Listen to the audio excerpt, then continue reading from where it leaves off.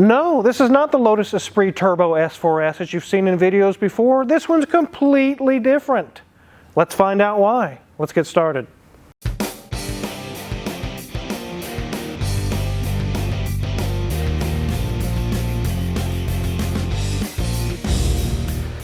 This one just came in all the way from New York State. It is a 2003, not a 95 like the other Lotus you saw. This is a 2003 Lotus Esprit V8. It is turbo, it's twin turbo, but it's the V8 flat plane crank that sounds like a Ferrari V8 version.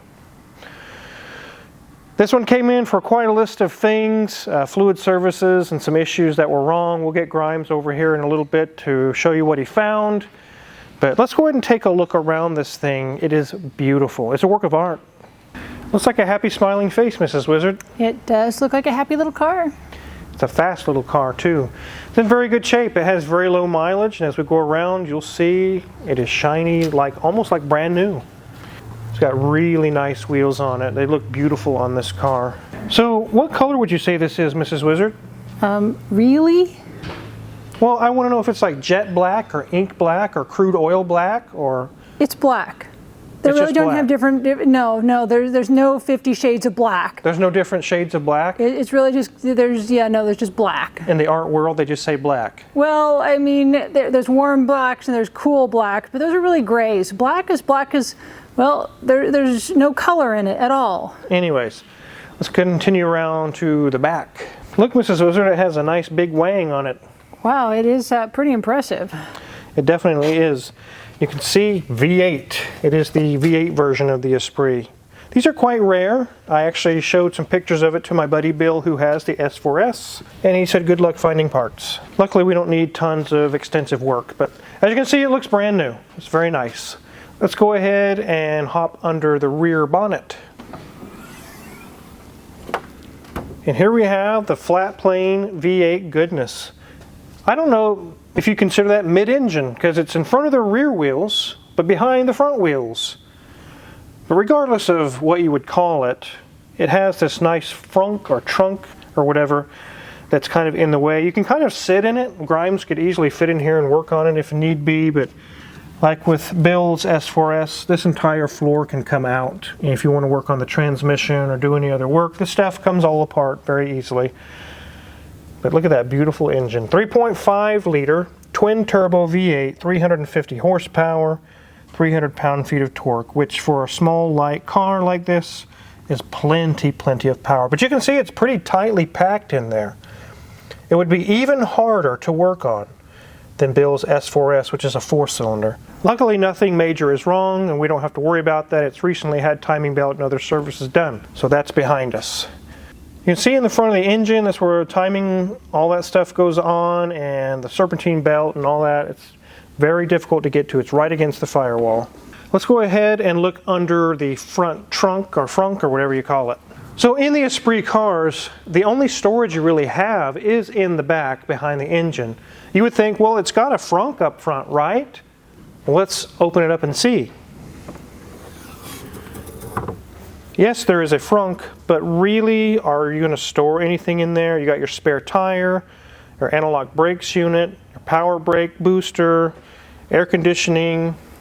On the other side of the car, you got fuses and relays and windshield washer. It's really pretty packed in here. It's filled with all kinds of stuff. I imagine you could store a small tool bag here, or maybe a couple kilos of cocaine here. Is that what Wizard. Sorry. No, you wouldn't do that. Don't do that, guys. Don't do drugs. It's bad. Seriously. But yeah, there's not much room in here. So we'll go ahead and put the frunk down and let Mrs. Wizard show you guys around the interior. It's beautiful in there. Okay, ladies and gents, here we are. Here's our gauge cluster, 25,094.5 miles. Have this in accessory mode, so we have a few lights showing up because otherwise we would not see those miles. But very simple. Go ahead and turn our key off, save our battery. But very simple analog gauges here, nothing fancy, but they look really nice and really pristine. As we move up, you'll see we have a really interesting dash that kind of has a valley. So we have an arch going over our gauges, then it kind of goes down and then comes back up to meet that frunk area. Nonetheless, it's in really good shape. We do have our airbag right there, and as we move down, you'll see a nice large space for the footwell. He also has literature he has included about the car on the floorboard. I love these buttons. Very simple. You put the hazards on, and they simple turn off. They have upgraded to an Alpine stereo, and we do have very simple turnstile gauges. Nothing fancy on our HVAC. So move down, you'll see we do have a manual gear selector here, and it is a 5-speed. One thing that is causing problems, or it's just not looking good, really is not causing a problem because the car does operate in this condition, but it's just definitely not as pretty. But we are going to be getting a new shift boot for the car. You would think this would be where you would have a hidey hole. Wrong, it's not. This is just one really big armrest. It is quite soft, but obviously with the engine just inches behind me, that's the transmission. Here we have our hidey hole between the two seats, and down below you'll see he has his insurance information in there, keeping it nicely in there, and probably smart to keep it in a nice little package because you wouldn't want it to blow out. But the seats are in really amazing condition. Look at this. I love the Lotus embossed on the headrest and the red piping going around. It's got some nice bolster on the side because, you know, with this car, you can have a lot of fun driving it. Door cards are in really great condition as well. Got some of that stitching going on, the fluting there as well, and we have that also on the seats as well. One thing that is interesting is, if I can scoot over there, so there's this little bitty guy here, this tiny little ashtray.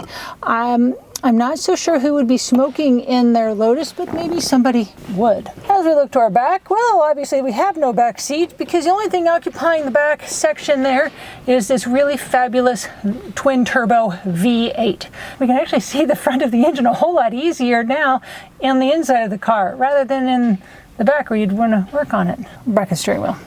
And it does say Lotus nicely embossed on our steering wheel, and it looks in very good shape. With only 25,000 miles on it, we wouldn't see blisters, scratches, marks, or anything like that. But again, you don't see any buttons on here either, other than horn. That's it, because you're driving this car. You're not fiddling around with the radio or the phone calls or none of that. You are driving this car and having a ball. So I'm really curious what Grimes found out about this thing. So you having fun on the V8 Esprit? About the same level as the other one. At least I'm not doing a water pump. Yeah, that would really not be fun on this. So one of the complaints they had was there's a battery draw going on. We'll go through all the complaints that they had. And what did you actually find on that? So it actually appears that the ECU is drawing about 60 milliamps, which is a little bit high, but seems to be normal for these. Yeah, usually anything 50 or below is really good. 60 or 70 is kind of on the line. Yeah, and he did say it was about a week or so before the battery would die and the car wouldn't start. So I wouldn't find that to be abnormal. Just definitely keep it on a battery tender, and yeah, it's just like a Ferrari or a Lambo or anything. Kind of the nature of these things. Yeah, so I don't think anything's bad there. So there was a check engine light on, wasn't there? And what did you actually find with that? So pulled the codes, and it was for the intake air temp sensor. Went ahead and unplugged it. I'm not sure if you'll be able to get down there far enough to show it, but there was corrosion inside the plug. So there was like green, nasty corrosion stuff? Yeah. Well, it wouldn't get a good signal through that. No. So that definitely would make it, the computer, as far as it's concerned, the sensor's dead or non-existent, even though it's there. So that would make sense. So on that, we'll replace the sensor, clean the pins, replace the seal, and should be good. Okay, let's get this thing up in the air. So here we are underneath the V8. You can see here's the engine, the transaxle behind it. Here's the driver's side turbo. There's the passenger side turbo. And the sensor Grimes was talking about is up in that area. I want the intake there. One of the complaints is the AC is not blowing cold. What'd you find with that? There's about 0.2 pounds of refrigerant in it, so he's got probably a slow leak. I would guess that this thing's never been charged before. So over time it just kind of leaked out, so I went ahead and recharged it. Funny on these, instead of being under the hood or anywhere like that, the AC charge ports are here and here underneath the car. So it's got to be up on the lift and roll the AC machine underneath of it. So it's kind of like a Lamborghini Gallardo, which is right in through here. There's an access plate. That's basically the same setup there. If the ports are underneath the car, you're not going to charge your AC on one of these in your garage. You're going to have to get it up in the air. You have to. So we got some dye in there where we charge it. The AC actually works. But also the heater wasn't working. Okay. And kind of dove into that one, and I think we've come to a conclusion that was probably the most simple. So they have a recirculation pump that pumps coolant all the way to the front. Okay. And the diverter valve, I tested the diverter valve, made sure that we had voltage everywhere, everything was working. The valve actually works on engine vacuum, and it's got plenty of vacuum. It's actuating the way it should. So after draining and refilling coolant with vacuum, I think we've still got another bubble in the heater core, which is causing it to not heat as effectively as it should. And we had the same issue on that Audi as well, where we ended up having to back flush the heater core. So that's next step on that, see if we get our heat back there. That's one thing to keep in mind, especially on special cars like this, is you can't just drain and refill the antifreeze. The way the radiators and the engine and everything is situated, air can get locked into places that it can't get out. You really have to have a vacuum bleeder and find a way to get the air out that way. It's very likely what happened here. It's probably just air locked. Yep. I guess since we're right here, one of the other complaints that he had was the e-brake wasn't disengaging fully, and I found that the cables were just a little bit sticky, so went ahead and lubricated those, and seems to be working great. Very good. So we had the battery draw, we had the check engine light, the heat and AC, and then there's fluid services. Yep. E-brake cables and fluid services. Okay. So I've already done the brake flush and flushed the clutch system and lubricated those brake cables. Everything's drained, so we're doing both engine oil and the transaxle oil. Both of those are drained, ready to be refilled. And since we had to drain the coolant, went ahead and did that anyway. And yeah, that's about it. I think he did have one other complaint about the mirror, and I think we've just got a stripped gear in there. Stripped gear? Yeah. Okay, very good. We'll get this thing back on the ground. We'll show you actually some of the fluid that he took out doing the flushes and things. It looks pretty bad. So in the brake system and in the clutch system, which uses basically .4 fluid. Uh-oh, was that a VQ? I have no idea. I don't even want to know.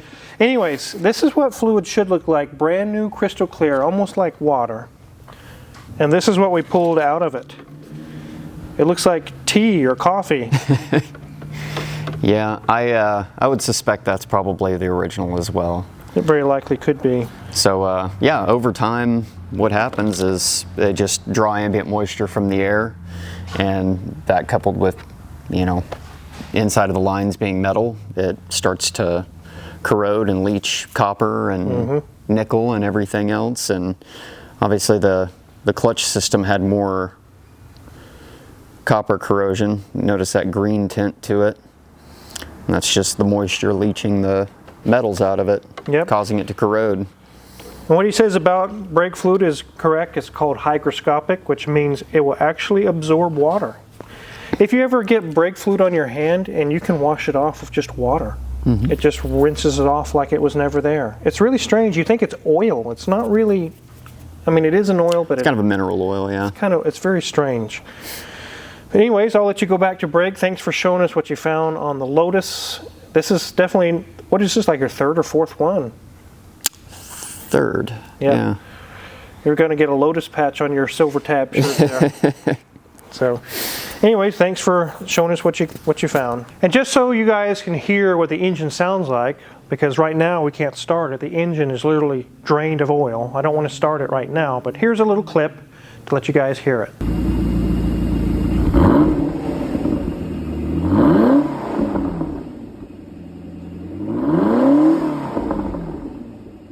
Doesn't that sound amazing? It's very Ferrari-ish.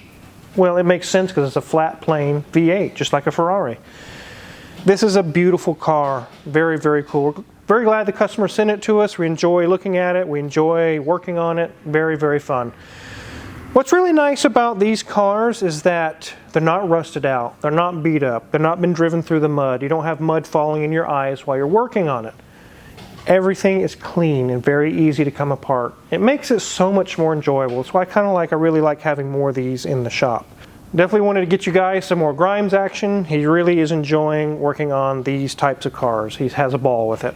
If you're curious what kind of tools we use to work on this Lotus or that Ferrari or that DeLorean or tons of cars in the shop, check our Amazon affiliates link in the description below. If you purchase anything there, we get a small cut and we really appreciate it. We're getting close to 1 million subscribers, and thank you guys for that. Really appreciate it. Soon I'll be able to say that we as a team are a 1 million subscriber channel. So thanks again, guys, for that. Go check out Mrs. Wizard's Ways. There's a description link below also. Go see the video she's got there. And make sure to hit the subscribe button here because there's many more videos to come. Thanks for watching.